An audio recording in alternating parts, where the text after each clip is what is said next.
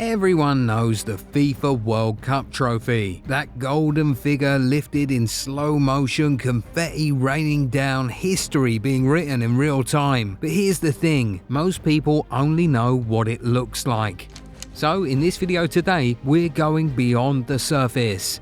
These are 10 facts you didn't know about the World Cup trophy. And trust me, some of these completely change how you look at football's most famous prize. Number 10. The OG Trophy. Before the shiny gold trophy we know today, the original looked way more classical, almost like something straight out of a museum. It was designed by French sculptor Abel Lafleur, and early on it was simply called the Coupe du Monde, and the design itself, completely different vibe.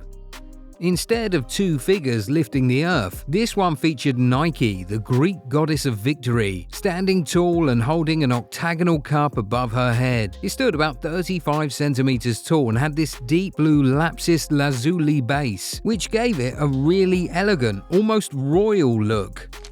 Number 9. Jules Rimet, the man behind the World Cup.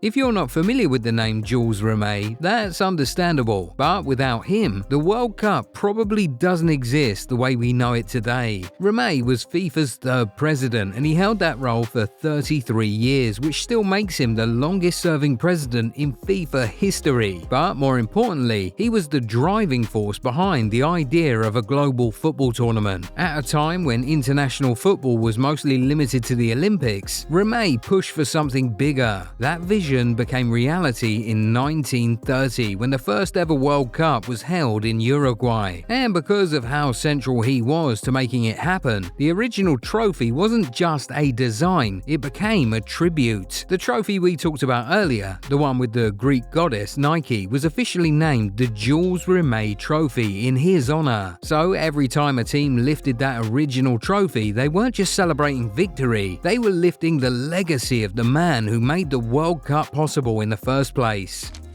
Number 8. The trophy that went into hiding during World War II. Tournaments in 1942 and 1946 were cancelled and football took a back seat as the world fell into chaos. But here's the wild part, the trophy itself nearly got caught up in that chaos too. At the time, the Jules Rimet trophy was locked away in a bank vault in Rome. Sounds safe, right? Not really. With Nazi forces expanding across Europe, there was a real fear that valuables like this could be seized. So Ottorino Barassi, who was FIFA's vice president back then, decided not to take any chances. He went to the bank, took the trophy out himself, and hid it in the most unexpected place possible. A simple shoebox under his bed. No high security vault, no guards, just one man trusting that the last place anyone would look for one of football's biggest prizes was inside a bedroom. And somehow, it worked. For years, while the world was at war, the most important trophy in football sat quietly hidden in a house in Italy, waiting for the game to come back to life. Number 7. Detective Dog. The Jules Rimet Trophy, aka World Cup, made its way to England in 1966, months before the tournament was scheduled to be held in the UK. When the tournament was 4 months away, and while the trophy was making a public exhibition at Westminster Central Hall, it was stolen. Reports say that the thieves asked for a £15,000 ransom for them to release the trophy. Anyway, exactly 1 week after the heist, the trophy was found by Pickles, a white and black mongrel dog. Pickles found it at the bottom of a suburban garden hedge on Beulah Hill, Upper Norwood, South London. The Jules Rimet trophy was wrapped in newspaper when the dog found it during a walk with its owner, Dave Corbett. In appreciation, Dave was given a £6,000 reward and Pickles was given a lifetime supply of food. From then on, the English FA reportedly stopped using the original trophy for exhibitions. They made a replica for this purpose, but FIFA denied giving them permission for that. Because of that, the replica was hidden for years. It later resurfaced in 1997 when it was auctioned out to guess who? FIFA. They bought it for £254,500, a price so high that it led to rumours that that was not a replica, but the actual trophy that FIFA was buying back. Number 6. Brazil got to keep the original trophy. Here's something a lot of people don't realize. The original World Cup trophy isn't just retired, it was actually won. In 1970, Brazil national football team lifted the World Cup for the third time, led by legends like Pelé. And according to the original rules set by Jules Rimet, any nation that won the tournament 3 times would get to keep the trophy permanently. So that's exactly what happened. The Jules Rimet trophy was handed over to Brazil for good, making them the only country to ever own a World Cup trophy outright. It was then placed at the headquarters of the Brazilian Football Confederation in Rio de Janeiro, inside a display case with bulletproof glass. On paper, it was secure, protected, untouchable. Number 5. Trophy Heist. Just when you think this trophy story couldn't get any crazier, it gets stolen again.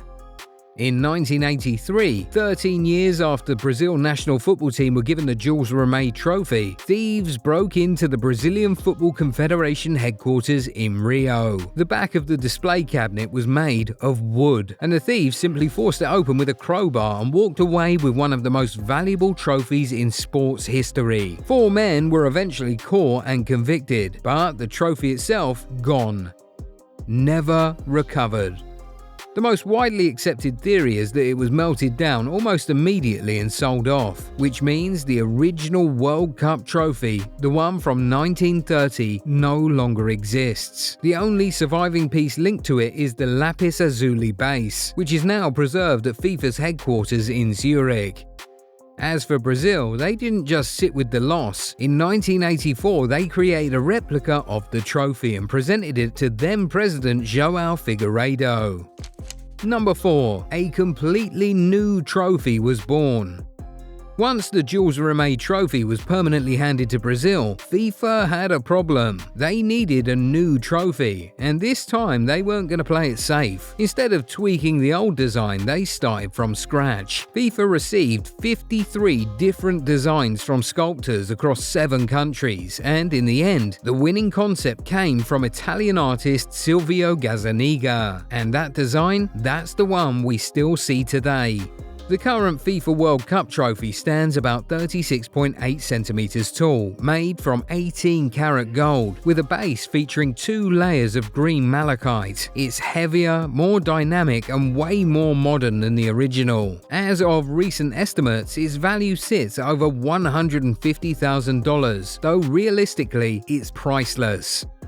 What really makes it special is the idea behind it. Gazzaniga described it as a moment frozen in time. 2 human figures rising from the base, lifting the world upward, almost like the game itself is being carried by the players. Number 3. Can win it but can't keep it. Back in the day, champions used to keep the original until the next tournament cycle. That's how things worked with the Jules Rimet trophy era, but after everything that happened, including thefts and security risks, FIFA changed the rules. Now, when a team wins, they lift the real FIFA World Cup trophy on the pitch, but they don't take it home. Instead, they're given a gold-plated replica, officially known as the FIFA World Cup Winners' Trophy. It looks almost identical, but it's not solid gold like the original. The real trophy? That stays under tight security at the FIFA World Football Museum in Zurich, Switzerland. So when you see players celebrating with it, just know they're holding history for a moment. Then they have to give it back. Number 2. Not what it looks like. That golden globe at the top of the FIFA World Cup trophy looks solid, right? It's not. According to Martin Polyakov, the ball has to be hollow because if it were actually solid gold, the trophy would weigh something ridiculous around 70 kilograms. And imagine that for a second. Players aren't just lifting it up, they're holding it above their heads, celebrating, passing it around. There's no way that works if it's basically the weight of a fully grown person. Right now, the trophy weighs just over 6 kilograms, which is still heavy, but manageable in that moment of celebration. Number 1. Running out of space. Since 1974, every World Cup winner has had their name engraved on the base of the trophy, and based on current estimates, there's only space left for a handful more champions. Once that space is gone, that's it. No more names can be added, which means at some point FIFA will have to make a decision, either redesign the base or introduce an entirely new trophy for future tournaments. And when you think about it, that moment isn't that far away. So here's the real question. Which countries do you think will take those final spots on football's most iconic prize? And who's next in line to get their name etched into history? If you enjoyed this video, drop a like, subscribe, and let me know your picks in the comments below. Because the race isn't just for the World Cup anymore, it's for a place on the trophy itself.